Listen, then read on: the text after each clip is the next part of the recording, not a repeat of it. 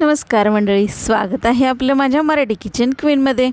तर मंडळी, घरामध्ये भाजीसाठी काहीच नसेल ना, तर अजिबात काळजी करू नका, कारण आपणच बनवत आहोत अगदी सोपी, कमी साहित्यांमध्ये तयार होणारी आणि तोंडाला पाणी सुटेल अशी खरपूस बटाट्याच्या कापांची रेसिपी.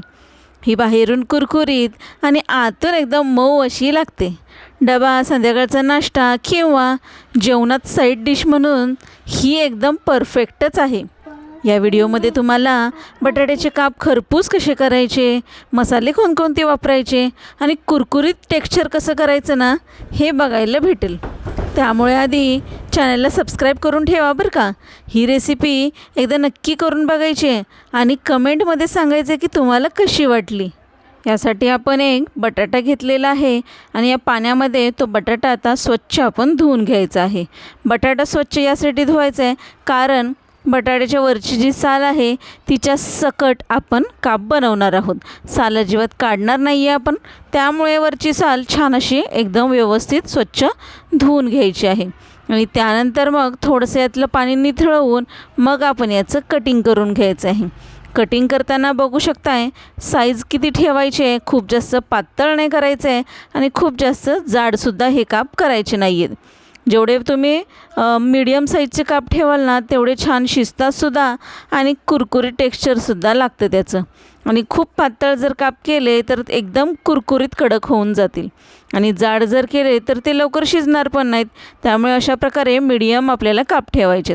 आता एका ताटामध्ये आले लसणाची पेस्ट, 1 चमचा धने पावडर, अर्धा चमचा जिरे पावडर, अर्धा चमचा हळद, 2 चमचे लाल तिखट घातले, अर्धा चमचा मीठ घातले, थोडीशी कसुरी मेथी घातलेली आहे आणि आपण हे सगळं साहित्य एकत्र करून घेऊया. हा मसाला आपण या कापांना लावून घेणार आहे. हा मसाला छान असा एकजीव करून घ्यायचा आहे. मस्त असा बघा त्याचा कलरसुद्धा छान असा आलेला आहे आणि या मसाल्यामुळे आपल्या कापांना मस्त अशी टेस्ट लागणार आहे. आता आपण सगळे काप या मसाल्यामध्ये बुडवायचे आहेत किंवा हा मसाला सगळ्या कापांवर अशा पद्धतीनं लावून घ्यायचा. आपला सगळा मसाला या कापांवर लावून झाल्यानंतर आपण मग हे सगळे बटाटे ना 10 ते 15 मिनटं मॅरिनेट करायसाठी सुद्धा ठेवायचे आहेत बरं का. म्हणजे हा जो मसाला आहे तो सगळ्या या बटाट्यामध्ये छान मुरेल, म्हणून आपण याला 10-15 मिनटासाठी मॅरिनेट करायला ठेवायचे. आता या सगळ्या कापांवर मी अशा पद्धतीने मसाला लावून घेते आणि हे काप आपण आता झाकून 10 ते 15 मिनटं मॅरिनेट करण्यासाठी ठेवायचे आहेत. व्यवस्थित आपला मसाला लागून झालेला आहे आणि त्याला झाकून आपण ठेवायचं आहे. आणि तोपर्यंत बघा, हे ज्यामध्ये आपण घोळवून घेणार आहे ना फ्राय करायसाठी, तर ते पीठ कसं बनवलं ना ते बघायचं आहे, कारण त्याच्यामुळेच मस्त अशी कुरकुरीत टेस्ट आहे आपल्या कापांना लागणार आहे. आता आपण याला बाजूला ठेवून देऊया आणि हे पीठ बनवून घेऊया. इथं मी अर्धी वाटी तांदळाचं पीठ, त्यामध्ये थोडंसं चिमूटभर मीठ आणि अगदी 2 चिमटी लाल तिखट घातलं आहे. म्हणजे काय होईल की वरचं जे कोटिंग आहे ते सुद्धा चव लागली पाहिजे त्या कोटिंगलासुद्धा, म्हणून आपण त्याच्यामध्ये थोडंसं लाल तिखट आणि मीठ घातलेलं आहे आणि तांदळाचं पीठ पूर्णपणे वापरलेलं आहे, ज्यामुळे वरचा जो कवर आहे आपल्या बटाट्याचं ते एकदम कुरकुरीत होईल. त्यामुळे कुठलंही बाकीचं पीठ न वापरता आपण फक्त तांदळाचं पीठ वापरायचं आहे. मस्त दोन्ही बाजूने घोळवून घेतलेलं आहे आपण पिठामध्ये काप. आणि आपला पॅनमध्ये आपण थोडंसं जास्तीचंच तेल गरम करायला ठेवले, म्हणजे काय होतं की थोडं जास्तीचं तेलामध्ये छान कुरकुरीत आपले हे काप तळले जातात. आणि सर्व बाजूने आपण पसरवून घालून घेऊया हे सगळे काप आणि छान असे दोन्ही बाजूने क्रिस्पी पुन्हा गोल्डन कलर येईपर्यंत या कापांना फ्राय करून घ्यायचं आहे. हे काप जेवढे बनवायला सोपे आहेत ना, तेवढे खाण्यासाठी सुद्धा खूप जास्त टेस्टी आहेत बरं का.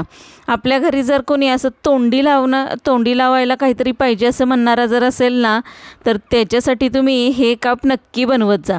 कारण एवढी भारी डिश आहे ना ही, तोंडी लावायला म्हणता ना कधी भी पोटभर खाऊन जातील कळणार नाही, इतकी सुंदर ही डिश आहे आपली.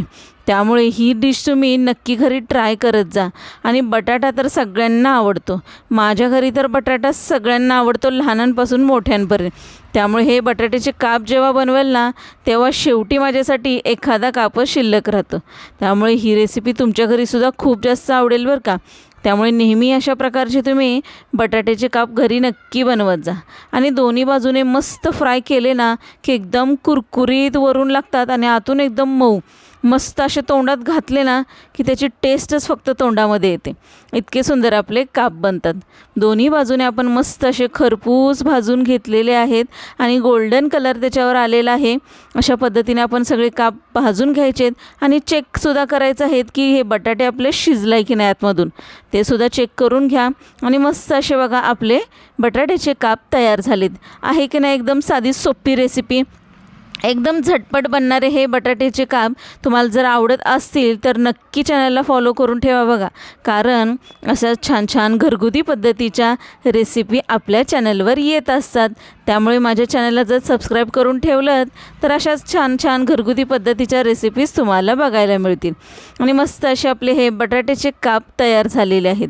मुलांना तर असेच खायला खूप जास्त आवडतात. त्यामुळे तुमच्या घरी ही रेसिपी नक्की ट्राय केली पाहिजेत.